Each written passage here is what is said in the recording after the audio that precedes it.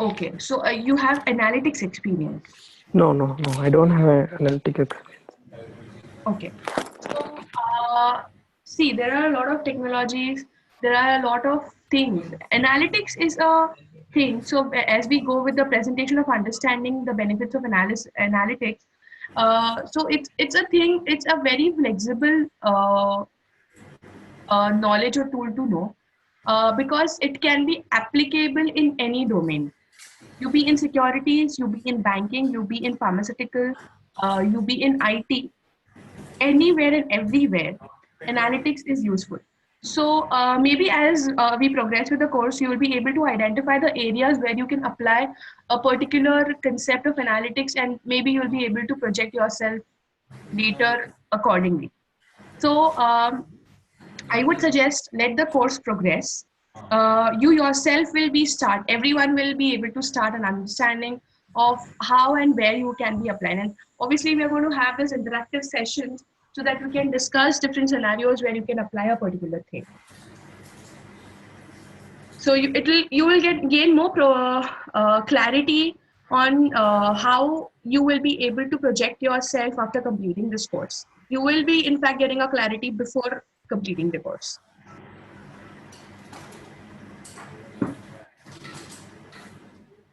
Okay. So, if there are no more questions, can I request everyone to go on the mute settings, please? I would request everyone to be on mute so that I can go ahead.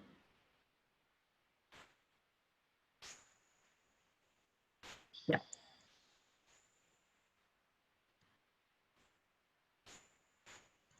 Okay.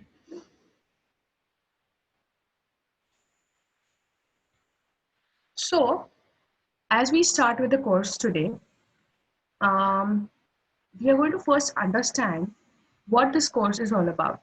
So let's understand what analytics is. What is data analytics? What is business analytics? These are the words which are used alternatively. Okay, some people will call it data analytics.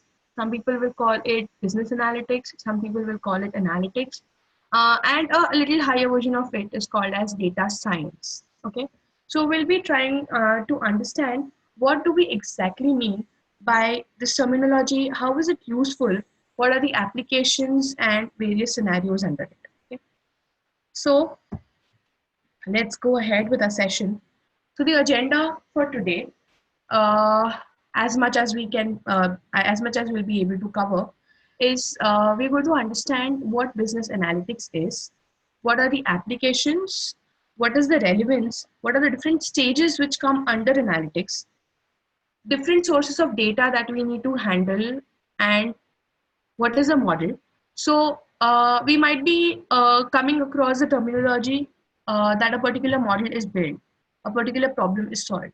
Now, understanding what those things are, we will be understanding it much more in detail. A data science, what is a skill set that you require to qualify as a data scientist?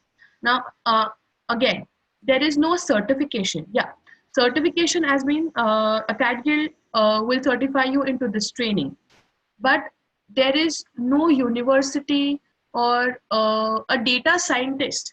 Many people I've seen coming from different background, and they qualify themselves now as data scientists because of a certain skill set.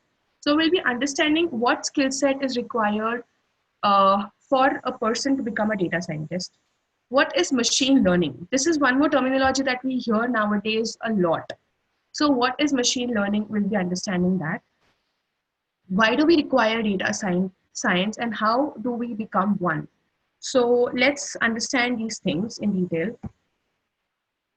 Now, um, now whatever questions I ask, I would request everyone to please put it in the chat box. Okay, so please reply through chat box only.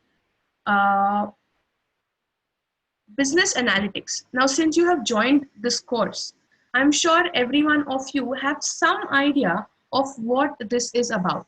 You must have Googled, you must have read somewhere. So, can you please, in just one or two lines, give me an idea of what is your understanding about business analytics? So, only chat messages, please.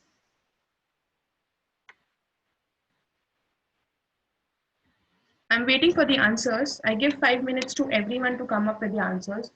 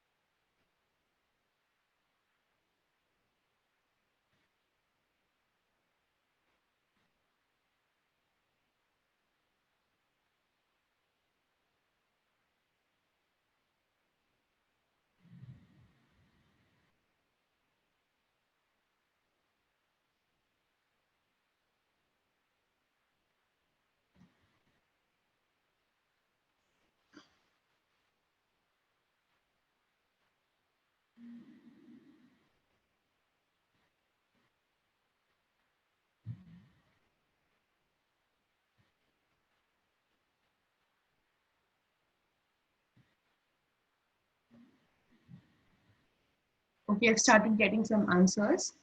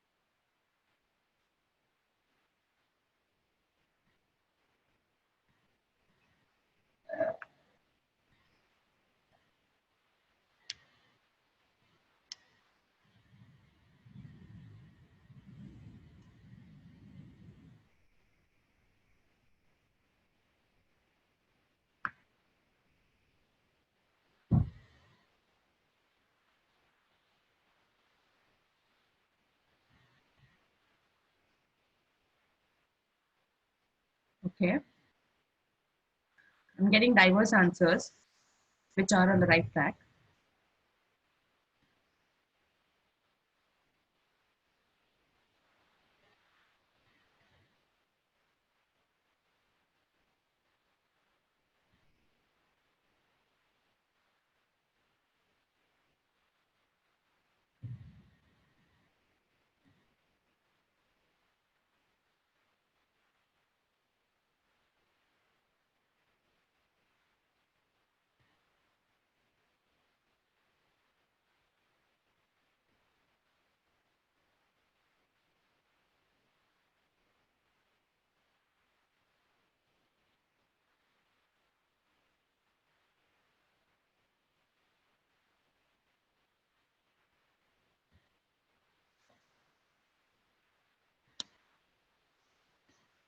So I've got enough of answers, and they're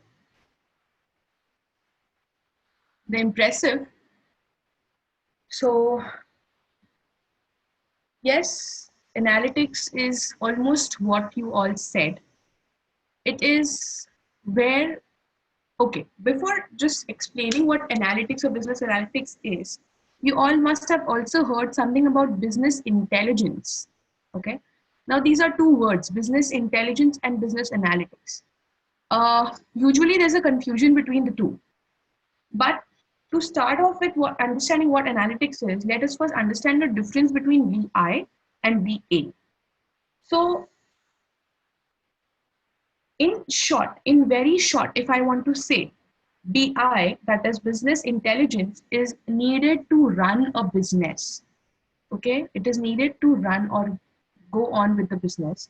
Whereas BA, business analytics, is required or needed to change the business, to change how the business is functioning so that we perform much and much better.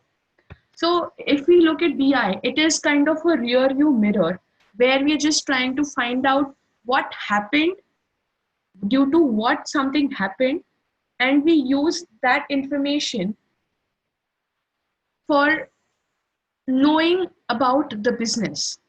But a BA is a front mirror where we are Analyzing the data, yes, we are taking information from the historical data. That means whatever happened in the past, we're trying to study it, and we are going to use that information to predict something in future.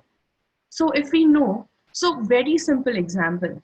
So if I study stock prices of a particular stock, if I study the prices of a particular stock for a few months, and I will be able to use that data, analyze it, and I would be able to predict that what is the price of the stock going to be 3 months from now or 6 months from now.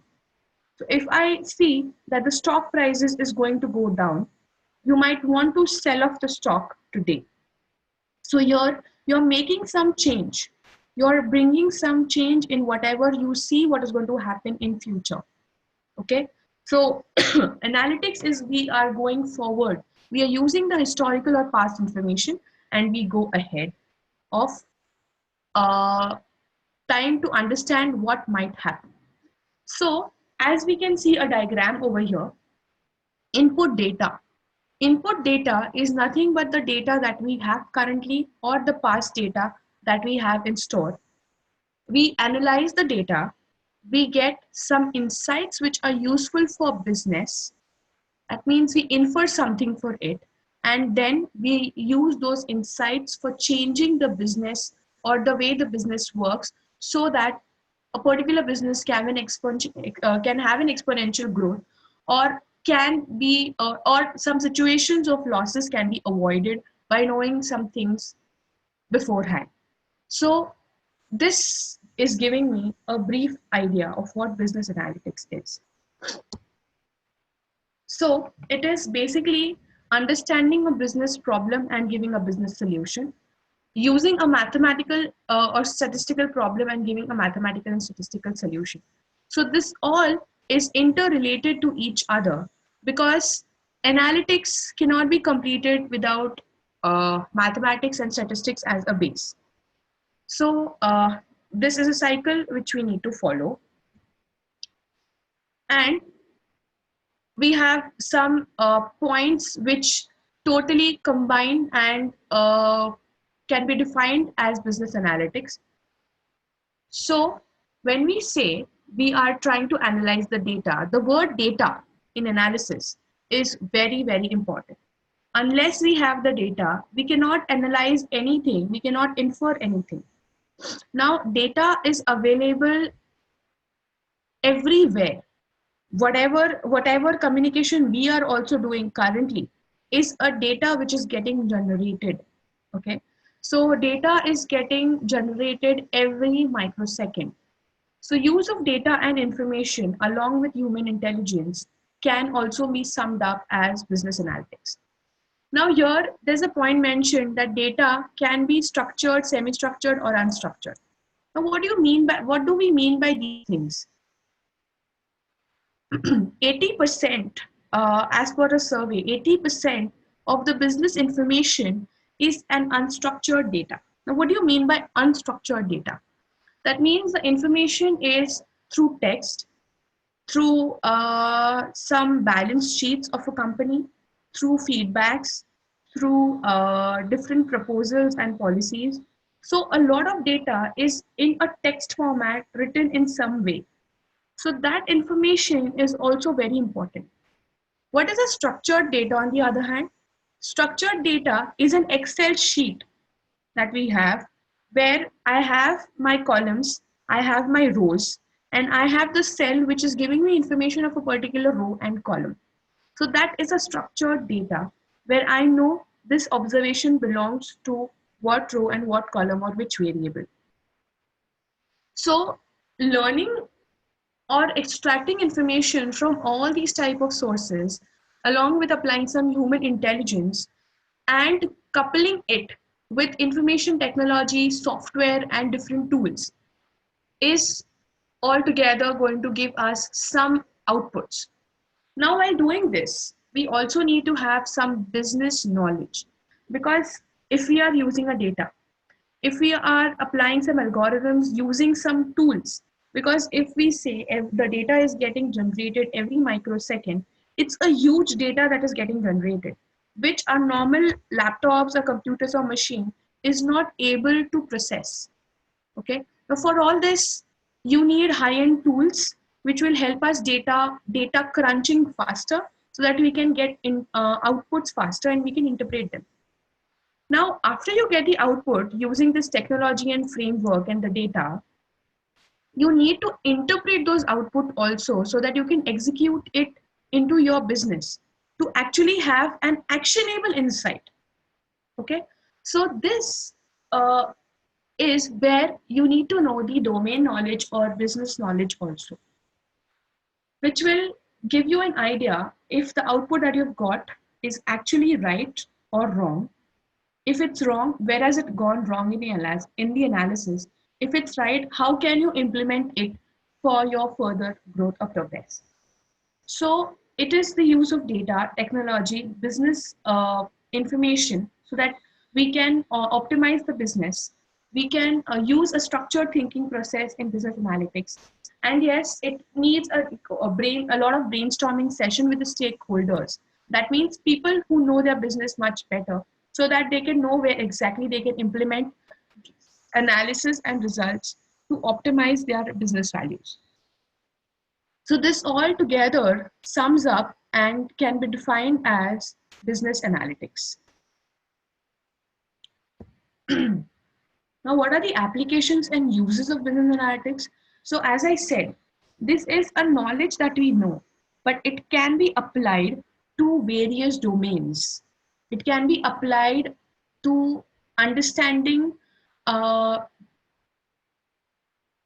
any business, understanding or digging information from the historical data and implementing those insights, actionable insights into that business. Now, we have various domains. We have digital marketing, we have healthcare, we have insurance, customer relationships, etc. Now, in digital marketing, a digital manager should know to optimize his resources. He should know whom should he send the mail and whom should he not. So knowing this knowledge, now whom should the mail be sent and whom should not will depend on the past data that he had processed. So if he sent the email to his customer database and he saw out of 100%, only 20% people responded, he can focus only on the 20% people and he can know what are the characteristics of the people who are responding to his emails, to his mailing campaign. Then he can know from a new customer database, he can try to relate the same significant characteristics of the new customer database, and he can focus his email campaign only on those 20% of the people in future so that he saves on his resources, and then he can focus on the remaining 80% for maybe some another type of marketing activity. So this is called as business value optimization. So this is how, now if you go to a store, we have a lot of stores in India. We have Walmart, we have Big Bazaar, we have DMart, we have Tesco, etc. So how are these stores operate? We can see in every store, now we have a lot of DMarts or Big Bazaars in a city. Now, according to the locality or according to the city, there would be different discounts. Many of you also must have visited Starbucks. I think Starbucks also uses this principle. Depending on the locality or the city, it has a different pricing structure. How do they decide what pricing structure has to be given in which city? What discounts has to be given to which type of customers? Who are the loyal customers? How can we retain those customer base so that they do not leave us and go anywhere else? What are the perks that we should give them? Now, also in the stores, which are the items which are slow moving and which are fast moving? So for the fast moving items, you need to stock inventory so that you do not go on short of those items. For the slow moving items, you might want to give some promotion so that people start buying it and you do not have to, or it does not go waste. So all these things requires a lot of data analysis, data crunching, and yes, business knowledge. So This is how you can use it in digital marketing, in promotions, in healthcare, depending on what is a person, if he's going to get readmitted in the hospital after 30 days. It depends on what medication he was given. Is he taking enough care by taking his regular checkups? And if he is not taking enough care, then he might be having the same problem again, and he might have to be admitted again. Insurance, for insurance industries, they need to know what are the customer base or what type of people will buy their particular insurance schemes. We see a lot of schemes coming in the market. Now they have some target audience in mind, and accordingly they build their schemes. How to identify the pain areas of customer. This is very, very important for having a good customer relationship. How does Amazon and other e-commerce websites work? Whenever you buy a product from them, you usually tend to share a feedback about the product. Depending on that feedback, they understand what are people saying about their product or their services. If people are unhappy, they might lose that customer. So they would always want to improve their services and products so that they can serve the customer better. Now, these feedback and all, this is also unstructured data which the company or the team has to analyze and get information out of it. So these are all the things which are, these are a few applications and a few more applications. As I mentioned, in the stock market, you can study a stock price over the period of time, and you can know if it will increase or decrease, or it will remain stable. Sports, how to decide the auction price of the players in the IPL event, depending maybe on the score, the average score, or their consistency in playing the cricket. Is there a lot of variability in how they play? So understanding all these things are very important. Entertainment, pricing decisions, all these things. And I'm sure now understanding and listening to all these examples, you can also try to turn your brain a little bit and try to think about where all you can see applications of analytics, how you will be able to use it in different domains. So any doubts so far?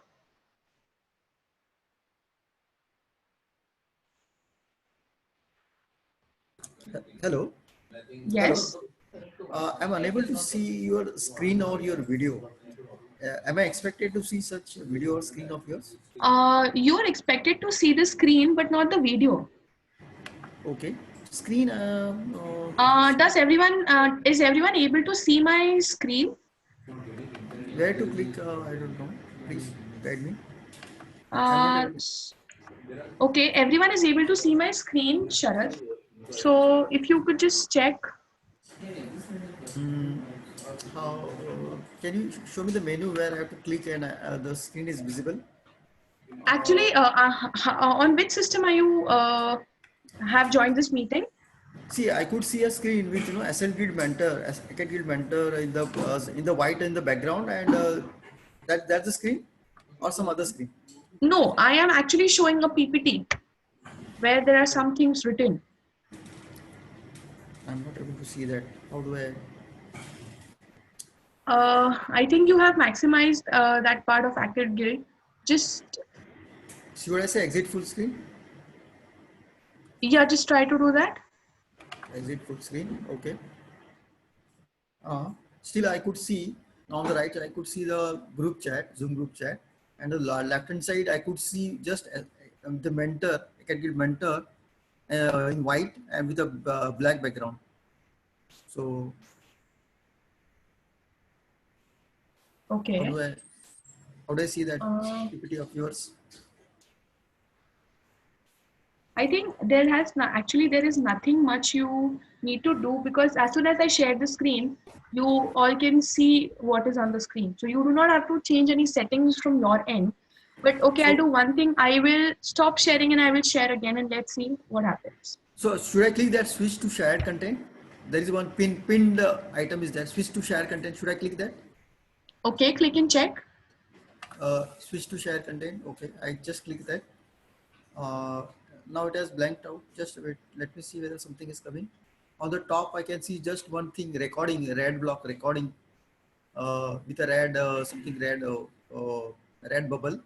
On the side it Okay. is written recording, and the entire screen is black. Okay, Blank. Sharad, what you can do is just try to exit the meeting and immediately join again. So should I click on leave meeting? Yes, and then join again using the same link. Okay. Okay, sorry Sandeep, I missed your question. You wanted me to explain structured data again. So structured data is basically where we have, sorry, where we have a data in a proper structure. So if you look at the Excel sheet, you have different numbers in it. Okay, so if you have taken a survey of suppose say 10 customers and you note down their name, age, gender, their salary, their usage of a particular product, etc. So you will be able to summarize directly. You can just take out the average of the age and you will know what is the average age of the customer. So here the data is already in a structured form. The Excel sheet, it's already in a structured form. You know, if a particular observation, say it's age 29, it belongs to which customer, and that number is actually the age.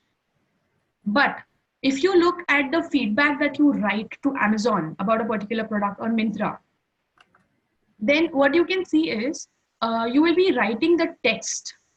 Okay, what you will be doing, the product was excellent, the service was really good, thank you for the product, thank you for the service, etc.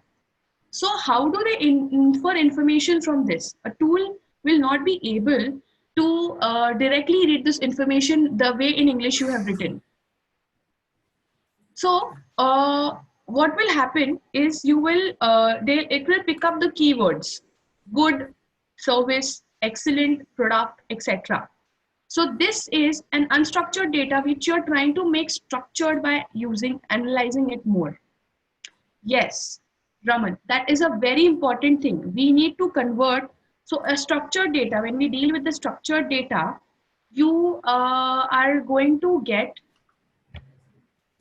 a very important task of converting it to a first structured data and then using some analysis over it. So converting unstructured data to structured is very important stage, which needs to be done only then we can apply some analysis. Shrishti is asking if graphs are structured data.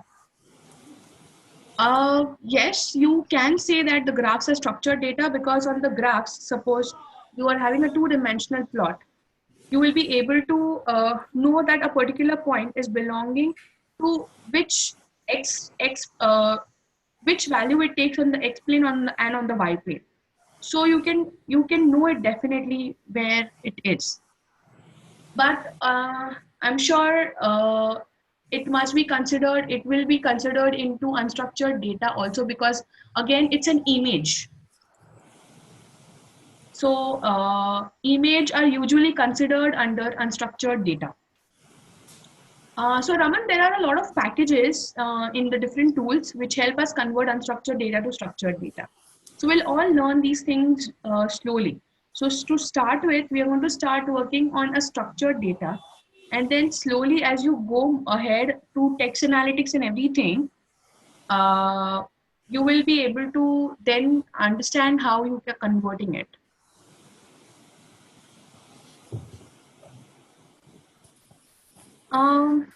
Semi-structured, mostly XML files come under semi-structured. But yeah, I think I can define it as a semi-structured data.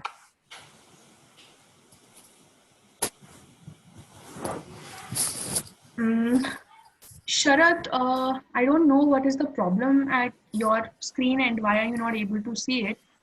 See, in the green, at the top there is a label, green label. You are viewing a Cat Guild Mentor screen, but actual screen is not visible. It is blacked out. Oh, So that's a little surprising because everyone else can see the screen. So I am a little confused what exactly is going wrong at your end. it's okay today. Anyway, I will look at the recording, but Okay. tomorrow by tomorrow it should get resolved. So how can I do the needful? I mean, how can you do the needful? Uh, Maybe, okay. So let's say tomorrow when you join the meeting at 9, let's So I would suggest you to join the meeting a little earlier, because I joined the meeting 5-10 minutes early. So Okay. even if you join the meeting before 9 o'clock, if there is any problem at that time, you can immediately contact the support team. So So only then it will be able to. So that's why I would just suggest that you join it a 5-10 minutes early, so that there can be some measures which can be taken if it's not doable. so tomorrow should I join at 8:45? Yeah, Okay. yeah. But okay, and how do I reach the support team by that time at 8:45? So I mentioned three ways in which you can reach the support team. So under student LMS, there is a chat box in the right hand corner through which you can reach the support team, or you can write a mail to them, support@acadguild.com. Or there is another tab in the right hand side corner, ask question mark. So you can click on that also. And if all of this doesn't work, then you can tell me. I mean, I'll be online at that time. I will see what I can do from my end. Okay. These two things like ask questions and the first thing support chat. No, where Huh. they are available? I could not see this on the screen. Where this No, available? it's not on the screen. It is there in your student dashboard. That is in the web dashboard. Is it web URL? Yeah, yes. You all must have been given a student ID and password. There's a student dashboard that has been constructed for you all. So over there you have these options. Okay. Okay. Thank you. Okay.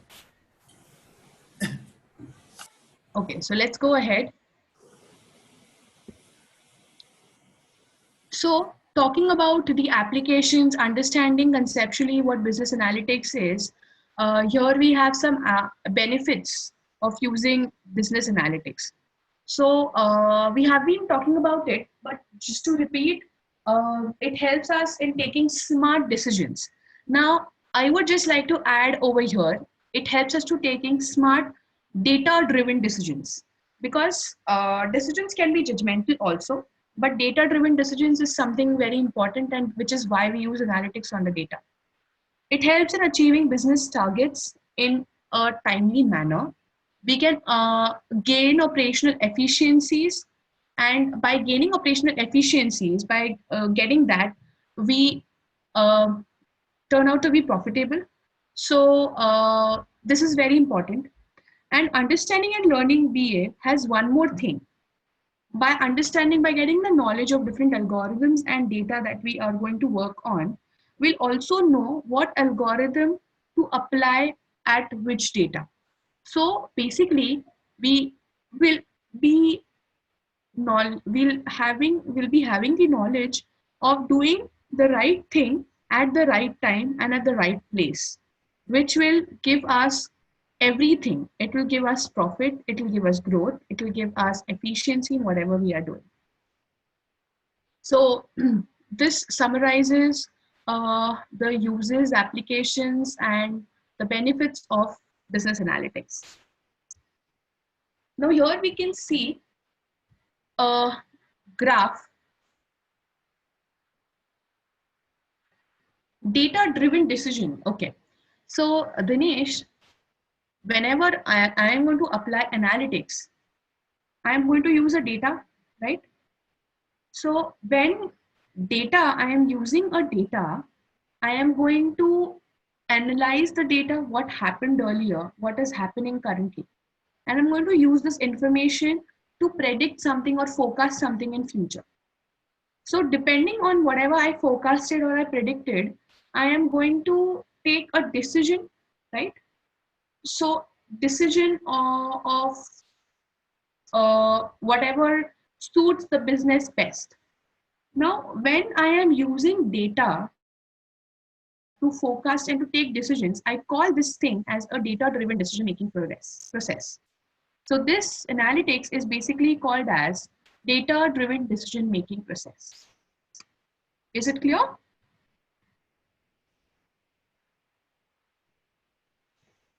Okay, great. So you all can see some things over here. We have a graph where I can see descriptive, diagnostic, predictive, prescriptive analytics, and cognitive analytics. Now here we have 5 different types of analytics. Are they all different? What is the difference between these? And how this all together forms our complete analysis is what we'll try and understand. So these things are called as stages of analytics. Now to start with a small example, everyone in their school or college days must have in mathematics or statistics subject must have taken up some small surveys. Okay, so or no, even if you've not done, we can see some surveys which gets printed in newspapers or some articles. We say most of them say that 29% of the commuters have their own vehicle, 30% of the people smoke, or you can say that the average age of the people, or yeah, even we see the Indian statistics that 60% of the population is between 30 to 60. And I might be wrong in my figures, but I just uh, want to tell you the essence behind the first topic, that is descriptive analytics. So whatever numbers that we see, whatever numbers that we hear, whatever numbers that we read in different articles, they give us an idea of what is the scenario overall. Or even if there are elections, we can see 100 sorry, not 100%, but 24% votes to a particular party out of 100%, 36% votes to a particular party. Now what is this analysis? How do they find out? So we have total number of people who voted for a particular party out of the total voter list. So accordingly, we can take out a percentage of how many percent people voted. Then we can also know how many people are there in the voting list, out of which how many people only voted. So digging out information in terms of summarizing the data is called as descriptive analytics. So what is going to happen is we are actually going to mine the data. We're going to dig the historical data or the current data that we have to look for reasons behind past success or failure, or behind whatever event occurring or not occurring. It will also help us to identify many different relationships between the customer and the product. So we can, from the analysis of what type of products are being sold in our store, we can know that suppose you have a store near a college area. Okay, so you have an apparel store. So usually you will see that most of the customers you have are students. Most of the products that are being sold, or whatever t-shirt size are being sold, is M or L or S. So you will stock those products accordingly. Okay, so it depends on, so you will know, okay, why are these products getting sold more? Because I have a lot of students in this area. They prefer this type of products, and so that's why I should stock these products more so that I can optimize whatever they require. So this is a way where I try to summarize, I try to understand what my data is trying to tell me, and accordingly I can go to a further stage, which is called as diagnostic analysis. So in descriptive analysis, if you want to summarize, here we are going to get understanding or information from the data, and we'll understand why certain particular thing has happened, why some particular thing has not happened. Now to understand to go a little advanced, why did particular thing happen? So what happened is answered in descriptive analytics. What happened? Why something happened is answered in diagnostic analytics. Okay, so it helps us to understand the data faster so that we can answer some critical questions. So why a particular thing is getting sold more? Why were there losses seen in the last quarter? What went wrong? What strategies went wrong? So this is something, understanding, digging out more and more information from this data is a part of diagnostic and descriptive analytics. The next stage that we go is predictive analytics. When we try to answer the question, what will happen in future? Okay. So predictive analytics helps to make data more valuable. So we can determine the probable future outcomes of an event or a particular action being taken place. So here what does that happen? It takes information from descriptive and diagnostic analytics, and then we can summarize this information, and then we can understand, or we can use it for future predictions. So that part is called as predictive analytics. So a particular organization or a company is offering multiple products. Predictive analytics can help analyze customer spending, usage, and other behavior, and which will help them to sell a particular product to only those type of customers, so that they have good customer relationship also, and they gain a lot of profitability also. So this is somewhere relating to the digital marketing example which I was mentioning to you all. So if a digital marketer is not able to identify the right customer base to focus on, he is using all his resources and wasting them at the same time. So this stage is till now, descriptive, diagnostic, and predictive, tell us what happens, why did it happen, and what will happen in future. The next comes is prescriptive analytics. Prescriptive analytics is one step ahead of predictive analytics, where after predicting the future, it also helps us to take a decision from the predictions. So we know if we are benefiting from the prediction, or we are going to incur some losses out of whatever prediction it has been given. So it is very important to understand prescriptive. But if we see, only 13% of the bigger companies use prescriptive analytics. Not a lot of people use. Now this prescriptive analytics also goes a little bit into automation process. It also will go into a little bit of AI, artificial intelligence. And to sum up all, we have something called as cognitive analytics. Cognitive analytics is also called as intelligent analytics. So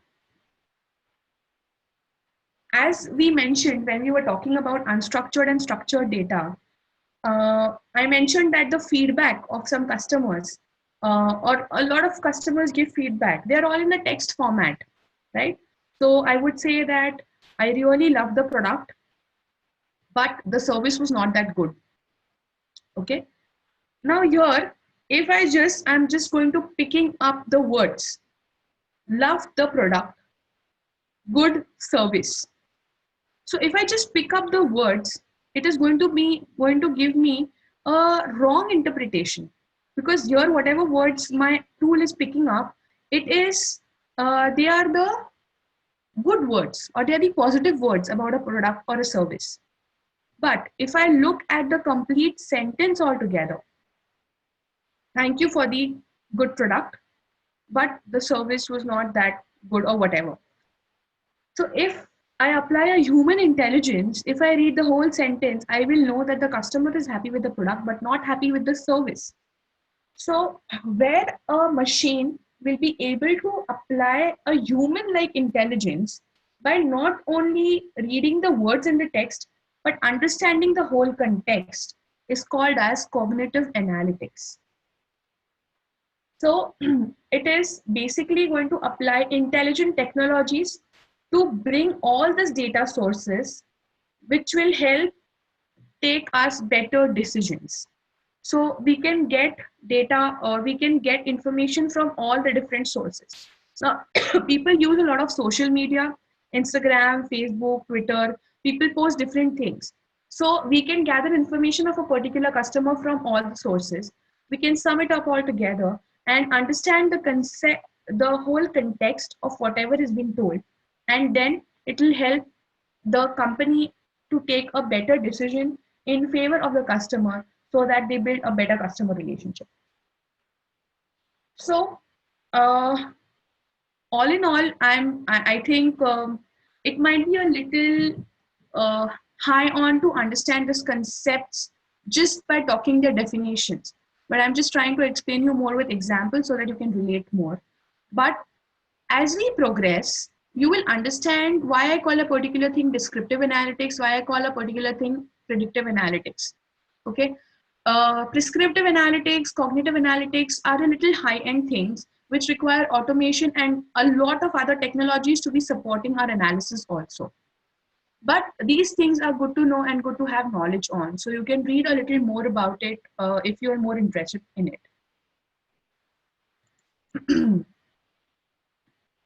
So what I'll do is, it's almost 10:50. Our session ends at 11 o'clock. So what I'll do is I will guide you all through how to install R on your computers so that you can do it in a day's time today. And tomorrow, we might or we might not start with R, but it's good to have on your computers if in case we get time and we start with using R. Okay, so whatever thing has been remaining in this PPT, we have still a lot to cover, will be spilled over in tomorrow's session. So whatever still is remaining over here, I will be taking it up tomorrow along with introduction to R. But let's spend some 5 minutes on understanding how to install R so that you can ask your questions and you can do it by yourselves.